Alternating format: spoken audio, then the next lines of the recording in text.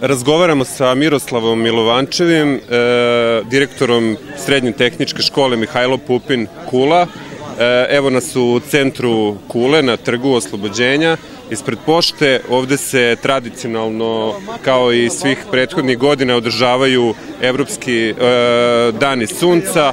Pa evo, Miroslave, možete nam reći šta će se sve danas dešavati ovde i u školi? Pa ovo je 8. manifestacija za redom. Svake godine negde u ovo doba organizujemo Evropske dane sunca u organizaciji naše škole i Društva za obnovljive izvore energije koje deluje pri našoj školi. Ovaj skup je postao međunarodni i akreditovan. Svi učesnici dobijaju odgovarajući broj bodova vezano za stručno usavršavanje, a kao što sam rekao, skup je međunarodni. Već pre par godina imali smo goste predavače iz Slovenije, zatim smo imali goste iz Mađarske, goste iz Republike Srpske, a i ove godine imamo goste iz tehničke škole iz Segedina, koji će takođe učestvovati u ovom skupu i održati predavanje. Inače, ovaj skup se sastoji, da kažemo, od dve manifestacije. Prva manifestacija je ova ovde, koju upravo prisustujemo, gde dovedemo učenike svih škola iz Kule, zatim učenike, odnosno iz predškolske ustanove Bambi i naravno sve zainteresovane građane koji mogu na licu mesta da vide obnovljive izvore energije i razne sisteme za očuvanje energije. A drugi deo skupa je u svečanoj sali naše škole. Tu se održavaju odgovarajuća predavanja. Imamo jedno, ako se ne varam, 8 predavanja, odnosno 8 predavača, opet na temu obnovljivi izvori energije i energetske efikasnosti. Ovde vidimo i vetrogeneratori, solarni kolektori, vidimo izlagače koji učestvuju na današnjoj manifestaciji. To su sve vaši gosti ove godine. Da li možemo očekivati i gore kada bude, znači, onaj zvanični deo, neke predavače? Da li će biti ljudi koji dolaze sa strane, to jest van Srbije, iz zemalja regije? Pa ne, kao što sam rekao, dolaze nam gosti iz Mađarske, iz tehničke škole iz Segedina, sa kojom imamo odgovarajuću poslovno-tehničku saradnju. Inače, imamo i poslovno-tehničku saradnju sa tehničkom školom iz Ljubljane, Šipka, koja je ovde bila. Imamo poslovno-tehničku saradnju sa školom iz Vukovara, sa školom iz Temišvara, zatim imamo iz Republike Srpske sa poslovno-tehničku saradnju sa školom iz Bjeline, zatim imamo sa ekodruštvom iz Bugojna i tako dalje. Znači, to su sve naši gosti, naravno neće sada svi biti prisutni, a imamo predavače iz Beograda, Novog Sada, iz Renjanina. Dobro.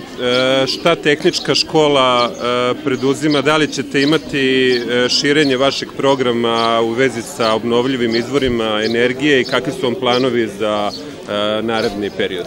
Pa evo, možemo se pohvalimo, od ove godine u našoj školi će se školovati novi obrazovni profil ili zanimanje, to je elektrotehničar obnovljivih izvora energije.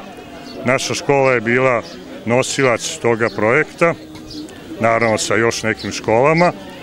Projekat je prošao i od septembra meseca počinje školovanje u našoj školi sa jednim odelenjem tog obrazovnog profila. Naravno, bit će još u nekim školama u Srbiji, tako da i možemo da kažemo da se on praktično jedna od prvih škola u Srbiji koja će školovati ovaj novi obrazovni profil. On će ići po dualnom sistemu, što znači da će učenici u prvoj godini imati 4 časa prakse, drugoj, trećoj i četvrtoj po 6 časova prakse, odnosno imaće praktično 1 dan prakse, a 4 dana teorije. Praksa će se odvijati, kao što znamo, i u našoj školi. Postoji prva solarna elektrana koja je priključena na elektroenergetski sistem u Vojvodini. Takođe na krovu naše škole nalaze se solarni kolektori za zagrevanje tople vode. U predškolskoj ustanovi Bambi nalazi se sistem pomoću toplotnih pumpi za zagrevanje zgrade. U blizini Kule, kao što znamo, nalazi se prvi vetropark, a u Vrbasu imamo elektranu na biogas. Tako da, znači, ti učenici će moći da praktično vide i prouče skoro sve obnovljive izvore energije. Da li je sad već jasno koliko je interesovanje u odnosu na druge smerove koje imate u vašoj školi? Pa interesovanje je veliko, naravno ministarstvo je malo kasnilo, tako da smo dobili odobrenje za taj smer pre jedno 10-ak dana i naravno krenuli smo u kampanju da reklamiramo se po školama i da objavimo da imamo taj novi smer i naravno objašnjavam učenicima osmih razreda kakav je to smer, šta ih otprilike očekuje i tome slično.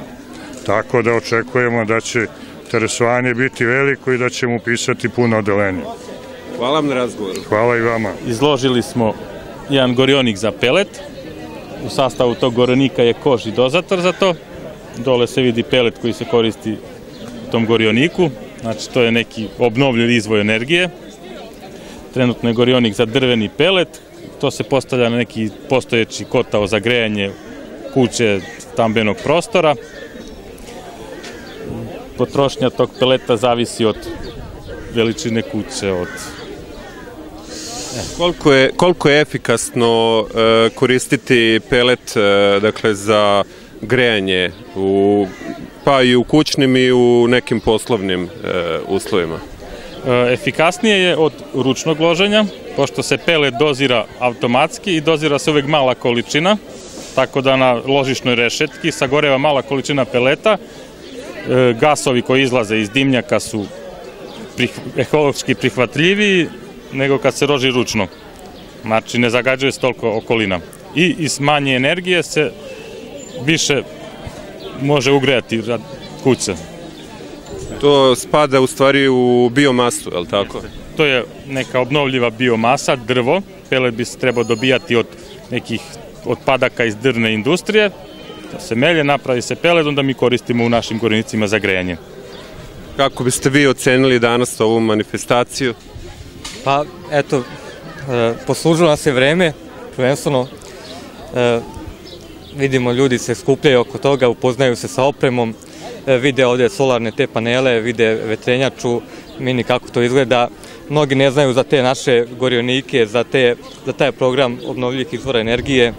Znači, sad mogu tu da obiđu jedan krug, sve to da upoznaju, da se razgovaraju sa profesorima iz mašinske škole.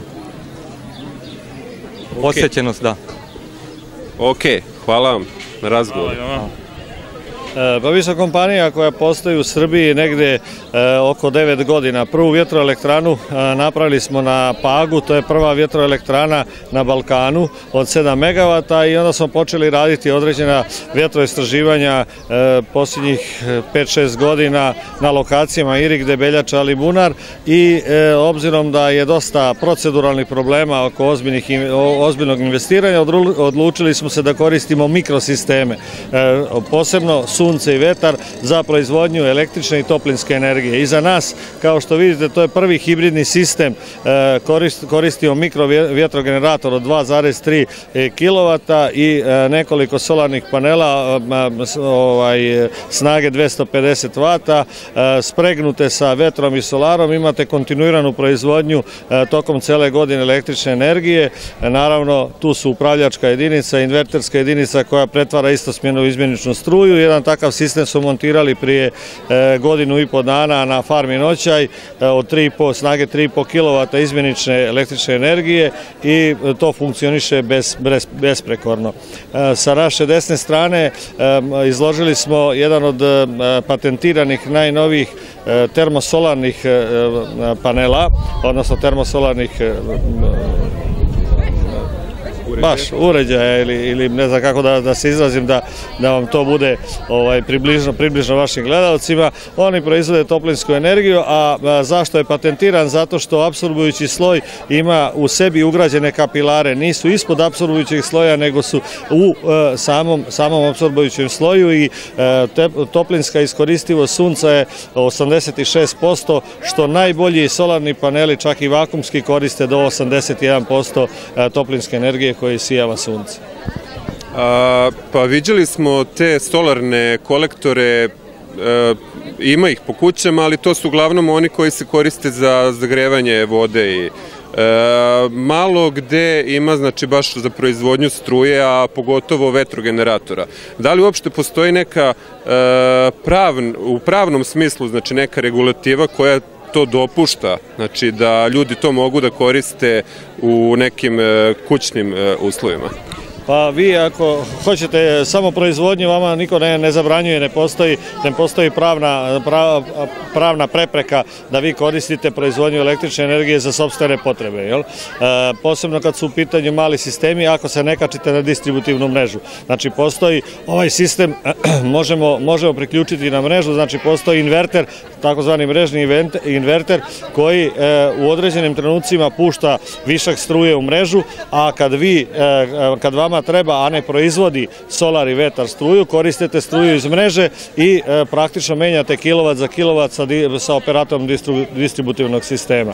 Znači to je apsolutna moguća opcija kod nas i znam nekoliko solarnih sistema koji su neke privredna društva su napravile ozbiljne uštede time što su stavile fotonapone, odnosno proizvode električnu energiju za sopstvene potrebe, puštaju je u mrežu, a kad nemaju dovoljno električne energije iz kolektora, odnosno iz fotonapona, onda koriste mrežnu i menjaju kilovat za kilovat. Na taj način jedno preduzeće u Novom Sadu koje mi pratimo uštedilo je oko 55% električne energije koju je radilo inače za sopstvenu potrošnju. Znači celi sistem se isplatio nešto manje nego za 3,5 godine.